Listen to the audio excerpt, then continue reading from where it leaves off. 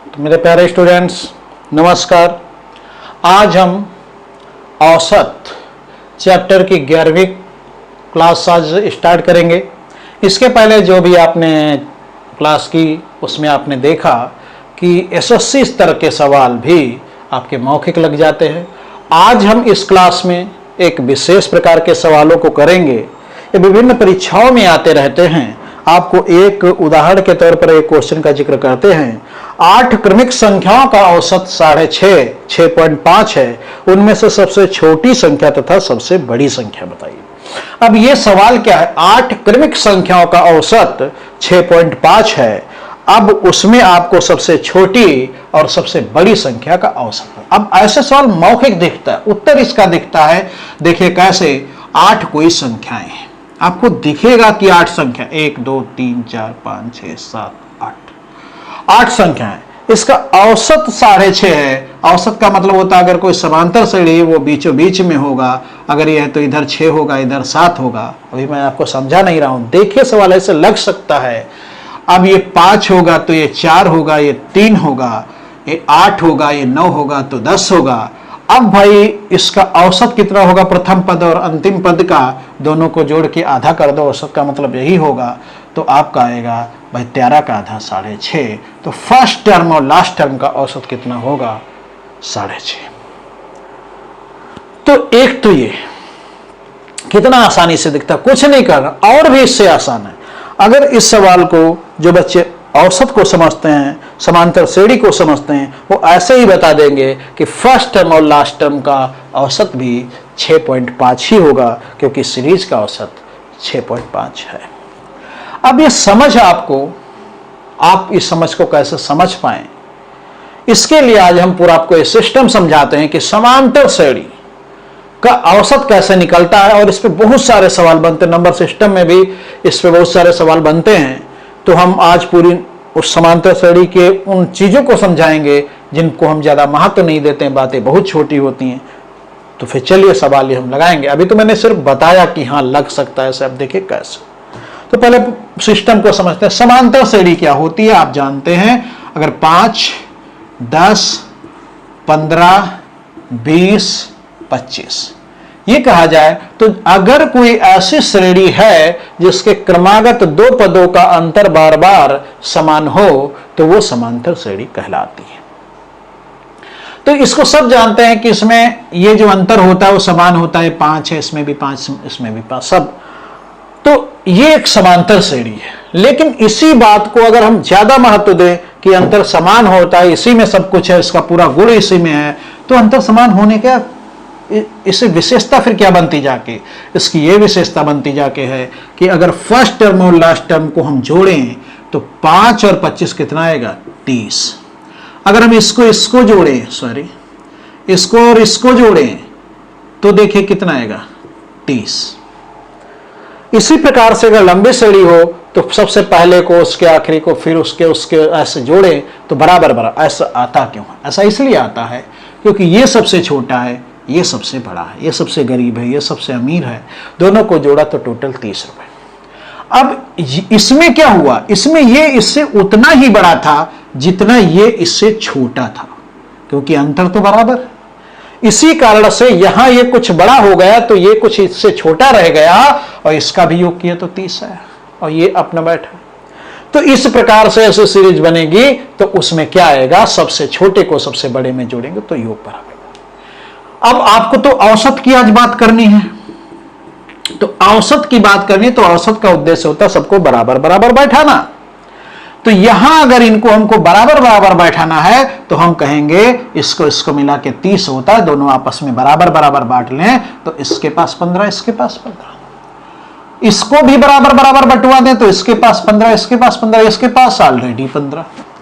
तो इस प्रकार से औसत अगर निकालना होगा तो बड़ी आसानी से हम निकाल सकते हैं। तो ये हुआ इस कारण से क्योंकि समांतर श्रेणी थी, इसलिए इनका योग 2 का बराबर आ रहा था, इसलिए बांटना संभव हुआ। तो निष्कर्ष ये निकला कि जब भी समांतर श्रेणी हो तो उसका औसत जो निकलेगा वो first term plus last term दोनों को जोड़ के आधा कर दिया जाएगा। अगर ज्यादा पद है या कितने भी पद है तो ऐसे हो जाएगा, प्रथम और अंतिम से मतलब होगा। और अगर सीमित पदों की संख्या है तो ऐसा ही दिखता है कि जो बीचों बीच में पद होगा वही उसका समांतर माध्य या औसत होगा, इसे मध्यमान भी कहते हैं। तो औसत 15 है। अच्छा, एक दूसरे से समझाते हैं। 5, 10, 15, 20, 25 एंड 30, इसमें पदों की संख्या 5 थी, विषम थी, अब हमने सम कर दिया। अब जब सम कर दिया तो देखिए अब इसमें भी क्या होगा, इसको इसको जोड़े तो इसको अगर जोड़े तो ये कितना योग आएगा भाई, 35 आएगा। इसको इसको जोड़े तो कितना योग आएगा, 35 आएगा। इसको इसको जोड़े तो कितना आएगा, 35 आएगा।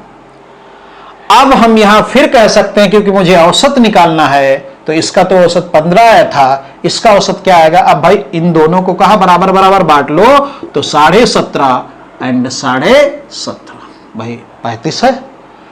इसमें भी 17.5 एंड 17.5 हो जाएगा, इसमें भी 17.5 एंड 17.5 हो जाएगा। बात समझ रहे?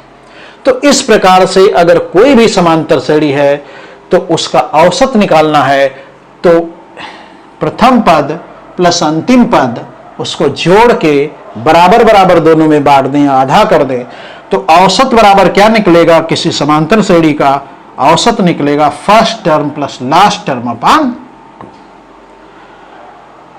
ये कि सबसे छोटे, सबसे गरीब और सबसे अमीर को आपस में मिलवा के बांट दीजिए और उतना ही सब बैठे होंगे, औसत आएगा। तो एक तो ये हुआ। दूसरा, अगर पदों की संख्या सीमित, ये तो सब में लगेगा। अगर पदों की संख्या सीमित है तो आपको दिखेंगे ये पद हैं, तो इसमें जो बीचों बीच का पद होता है वो समांतर माध्य होता है। तो यहां बीचों बीच का पद तो इसी में का पद पड़ गया, तो 15 है समांतर माध्य।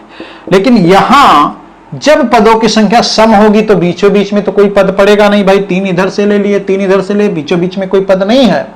लेकिन मध्यमान समान, इसका औसत समांतर श्रेणी का औसत बिल्कुल बीच में होगा, तो है नहीं कोई बात नहीं, लेकिन होगा बीच में, यानी कि 15 और 20 के बीच में कितना मान पड़ेगा, 17.5 ही पड़ेगा, 17.5 ही पड़ेगा। तो इसका औसत मान 17.5 है। तो निष्कर्ष यह निकला कि अगर कहीं भी समांतर श्रेणी है तो उसका अगर औसत निकालना है तो उसमें first term plus last term upon 2 करके निकालने औसत निकल आएगा। और अगर पदों की संख्या सीमित है तो जो बीचों बीच में पद होगा वही उसका औसत होगा। अब दूसरी चीज समझा दें कि समांतर श्रेणी होती कहां कहां है। जैसे कहा जाए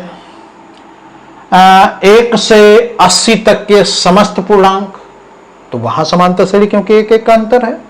अगर कहा जाए क्रमागत सम संख्याएं, तो इसमें भी होगा। वो चाहे जहां से क्रमागत कहे, वो अगर 2 से ही कहे, 2, 4, 6, 8, तो ये सब क्या है, अंतर समान है, तो ये समांतर श्रेणी है। अगर कहे क्रमागत विषम संख्याएं, तो यहां 1, 3, 5, 7, तो यहां भी 2-2 का अंतर है, ये भी क्या है, ये भी आपकी समांतर श्रेणी है। इसी प्रकार से आपको अगर कहे कि 8 के प्रथम 6 गुणज, तो इसका मतलब हुआ 8 कम 8, 8 दूनी 16, 8 तियां 24, 8 चक्कू 32 एंड ऐसे। तो ये भी आपकी समांतर श्रेणी है। तो इस विभिन्न स्थितियों में समांतर श्रेणी आती है और ऐसे सवाल खूब पूछे जाते हैं और ऐसा सब सवाल आप मौखिक लगा देंगे। तो चलिए अभी हम कुछ आपको साधारण सवाल समझाते हैं, फिर उस सवाल का जिक्र करेंगे जो मैंने सबसे पहले आपको बताया था। तो पहले कुछ साधारण सवाल और समझ लेते हैं। इसमें आपका पहला सवाल है 1 से 90 तक की समस्त पूर्णांक संख्याओं का औसत। देखिए सवाल कुछ आपको दिए हैं, औसत निकालना है। किसका औसत, 1 से 90 तक की समस्त पूर्णांक संख्या, 1, 2, 3, 4, यही तो इसका मतलब हुआ।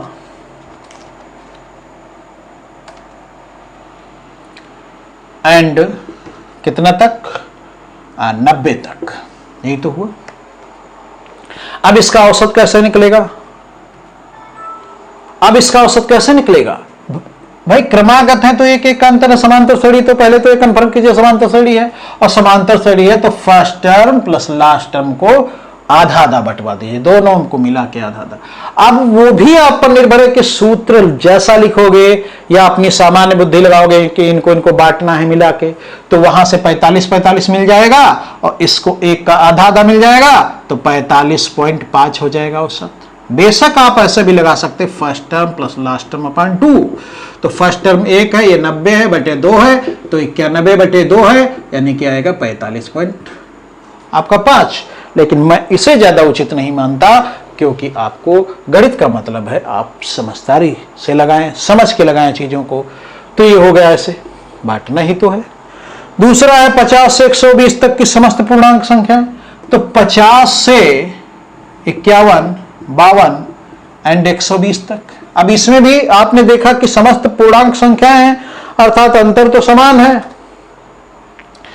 यानी कि समांतर श्रेणी और समांतर श्रेणी, तो first term plus last term दोनों को मिला के आधा आधा, तो 120 ये है, 60 वहां से मिल जाएगा, 25 यहां से मिल जाएगा, 50 ही हो गया समांतर। ऐसे निकलता है समांतर माध्य।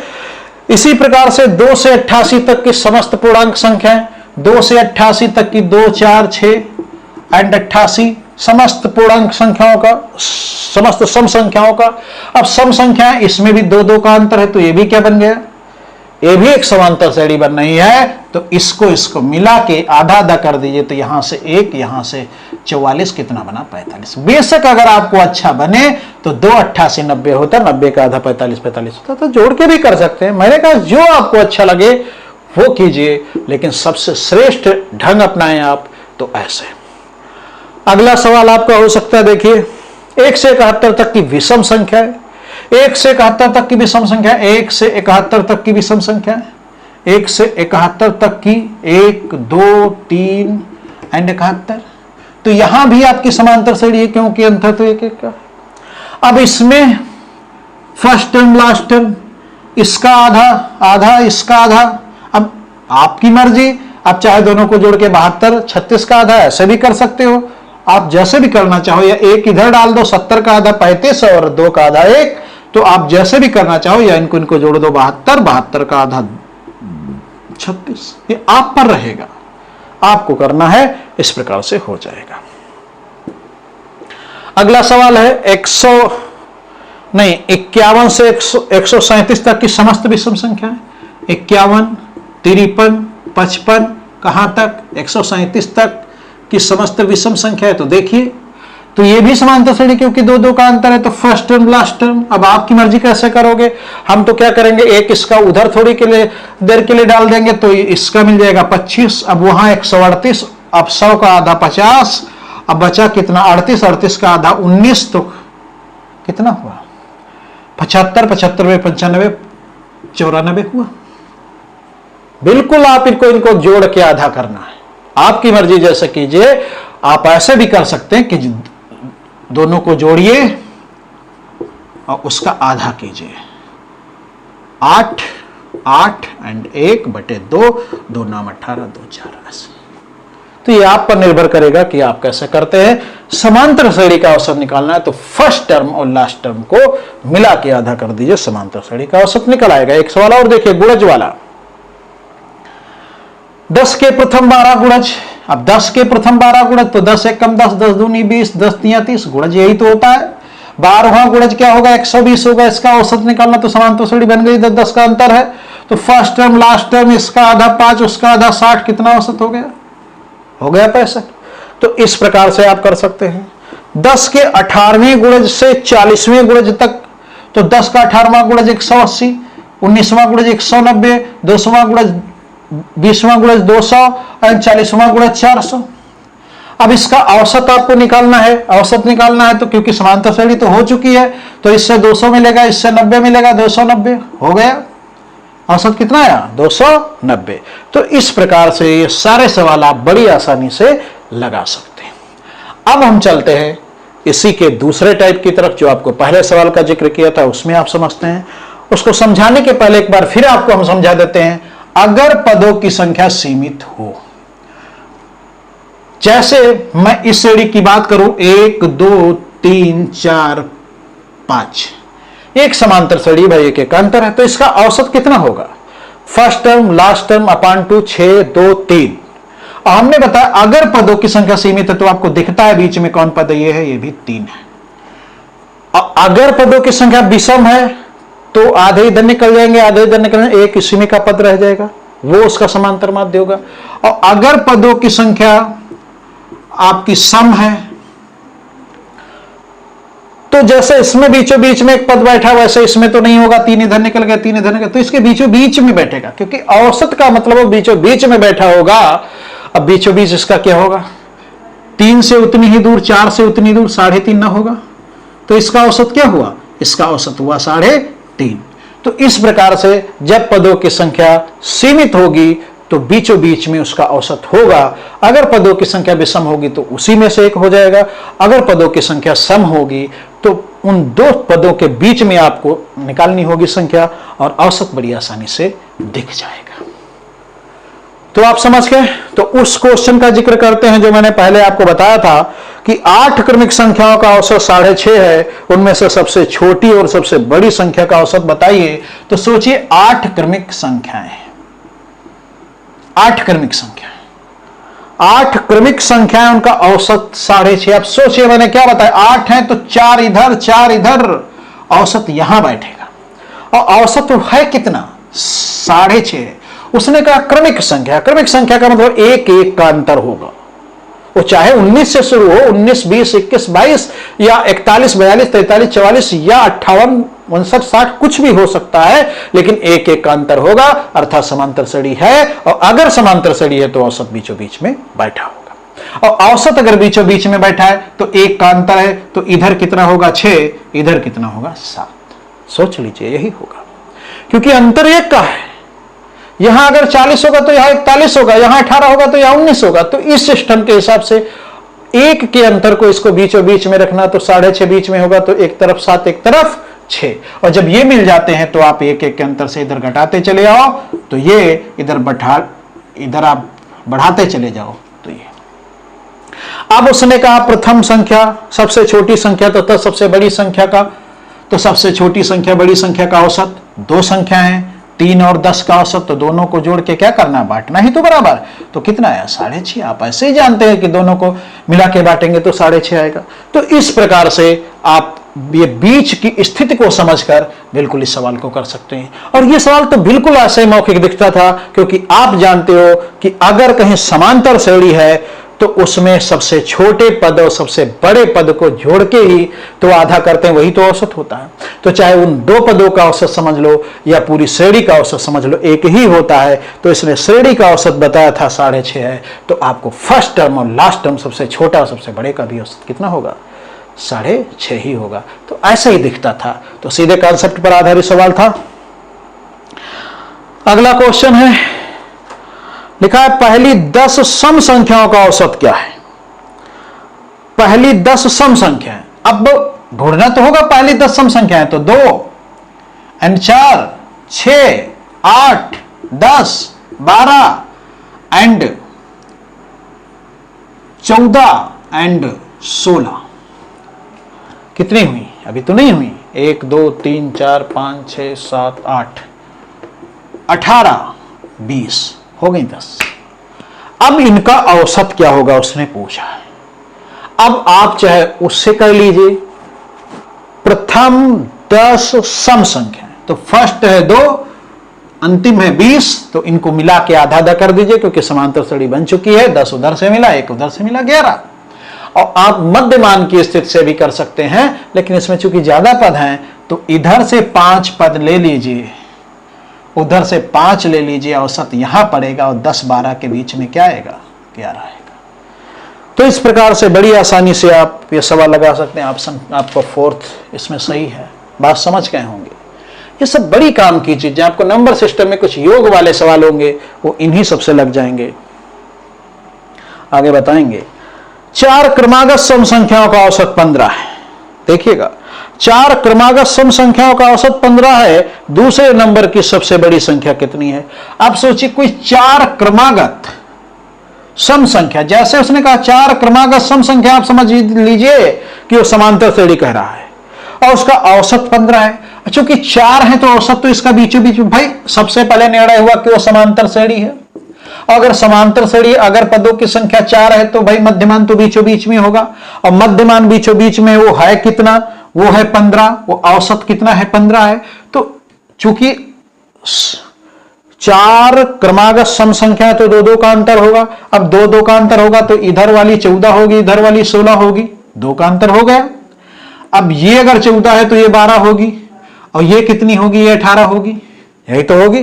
तो उसने कहा था 4 क्रमागत सम संख्याओं का औसत 15 है, तदनुसार उसमें दूसरे नंबर की सबसे बड़ी नहीं पूछा, दूसरे नंबर की सबसे बड़ी संख्या 16 को पूछा है, आपका उत्तर होगा 16, दूसरे नंबर की सबसे बड़ी संख्या। बात आप समझ गए होंगे भाई। 4 क्रमागत सम संख्या, जैसे उसने कहा तो समझना चाहिए क्रमागत है, सम है तो 2 2 का अंतर होगा, समांतर श्रेणी बनेगी।